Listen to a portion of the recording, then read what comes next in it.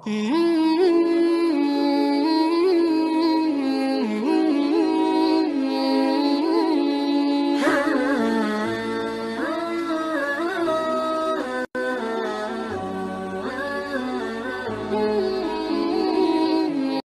yang berbondong-bondong masuk ke dalam padang mahsyar tidak akan mengenal siapa suaminya, tidak akan mengenal siapa bapak dan ibunya, bahkan anaknya. Mereka nafsi-nafsi, sendiri-sendiri, berharap cemas di hadapan Allah.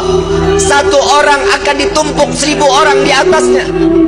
Orang yang dapat menginjakkan kaki di padang mahsyar, dia adalah manusia yang aman. Sampai-sampai fitnah daripada padang mahsyar, ada seorang ibu yang sedang menggendong bayinya, menaruh bayinya di padang mahsyar, di tanah padang mahsyar, diinjak bayi tersebut agar lebih tinggi. Gak sadar dia, anaknya dijadikan satu pijakan agar dia selamat dari siksaan padang mahsyar. Para wali min awliyaillah, orang-orang saleh, berbondong-bondong keliling ke Nabi Allah Adam. Wahai Nabi Allah Adam, berikan kami syafaat. Aku tidak bisa memberikan syafaat kepadamu, karena aku sudah ditolong oleh Allah saat aku meminta untuk diperjumpakan dengan Siti Hawa. Saat ini sampai sekarang kita kenal padang mahsyar daripada Arafah. Itu pertemuan antara Nabi Allah Adam dengan Siti Hawa. Ditolong oleh Allah.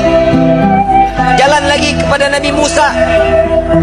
Ya Nabi Allah Musa, tolong kami selesaikan siksaan padang mahsyar. Mereka ada yang tenggelam sampai mata kakinya karena dosanya, ada yang sampai kepada lututnya, ada yang sampai ke pinggangnya, bahkan ada yang sampai pusarnya dan juga dadanya, bahkan ada yang seleher, ada juga yang sampai di ujung daripada hidungnya, dan juga ada yang di atas kepala, bahkan 2 hasta di atas kepala, tenggelam karena dosa-dosa mereka. Kebayang setiap manusia, insan, masuk ke dalam lautan, tenggelam di lautan, sebentar akan mati. Siksaan akan berakhir. Saat di padang mahsyar, siksaan tersebut sudah tidak akan pernah ada kematian, melainkan menikmati siksaan tenggelamnya setiap manusia. Sudah tidak akan lagi ada kematian. Saat itu kemana kita semua yang ingin kita inginkan? Orang yang tenggelam, mereka tersiksa, sampai orang kafir pun mengatakan, ya Allah, cepat selesaikan padang mahsyar ini siksaannya. Jika kami harus masuk ke dalam neraka, maka masukkan kami ke dalam neraka, hentikan siksaan ini. Mereka nggak tahu siksaan padang mahsyar belum ada apa-apanya sebanding daripada api neraka jahanam.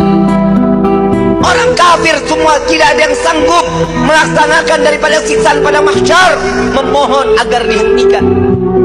Sampai kepada Nabi Musa, aku tidak dapat menolong kalian karena aku telah diberikan syafaat oleh Allah menyelamatkan umatku saat dikejar-kejar oleh orang-orang Fir'aun.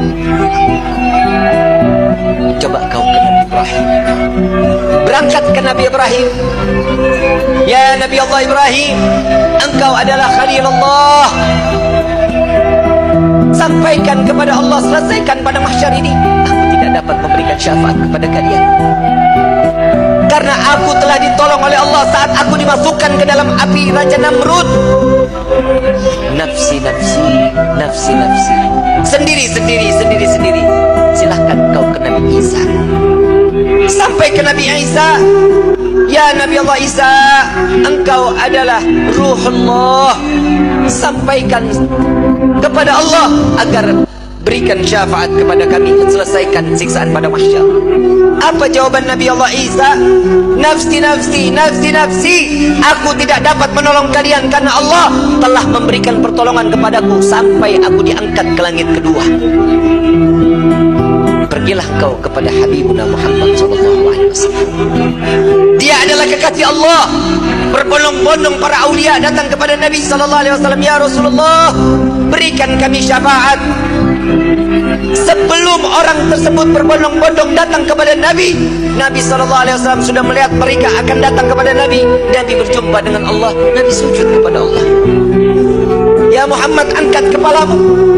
Tidak lagi ada yang ibadah di padang mahsyar ini mengangkat kepala lalu sujud lagi Allah di hadapan Allah. Nabi Muhammad SAW Diangkat lagi, wahai kekasihku, angkat kepalamu. Sudah tidak ada lagi yang ibadah. Dia di padang mahsyar ini tetap Nabi mengangkat kepala lalu sujud lagi kepada Allah. Sampai terakhir, apa yang kau inginkan wahai kekasihku? Ya Allah, selesaikan siksaan padang mahsyar. Biarkan mereka, masukkan mereka ke mizan penimbangan amal baik amal buruk mereka.